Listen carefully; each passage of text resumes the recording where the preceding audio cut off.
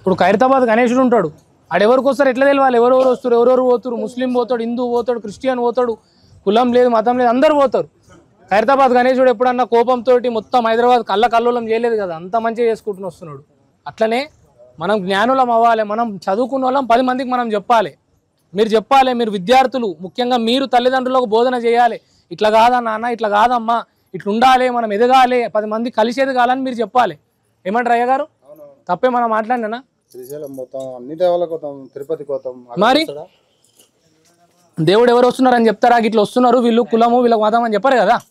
అట్లా ఇప్పుడు వాళ్ళ సందేహం ఏంటంటే, గురుగారు మరి వీళ్ళు రావాలా వద్దా, పద్ధతి ప్రకారం ఆచారం ప్రకారం ఏమైనా తప్పు జరుగుతుందా చెప్పండి. అంతే, ఏం తప్పు లేదు చెప్పినా నేను ఫస్ట్, కానీ మాకు ఆచారం లేదని అన్నారు వాళ్ళే. ఓకే, ఎవరన్నా రావచ్చు కదా. అమ్మా మిమ్మల్ని ఎవరు అడ్డు వాపరు, అందరూ చేయాలి, అందరు బొడ్డ మేయాలి, అందరు కలిసి మెలిసి ఉండాలి, అందరూ హాయిగా ఉండాలి, అందరిని దీవించిపోతుంది అమ్మవారు. మనుషుల నుంచి ఏం చేయాలనిపించినా మీ అందరిలాగానే మీరు కూడా స్వాతంత్ర దేశంలో బ్రతుకుతున్నాము, బ్రిటిష్ కాలంలో బతుకుతలేము, అందరూ సమానమే, ఊరంతా కలిసి ఉండండి.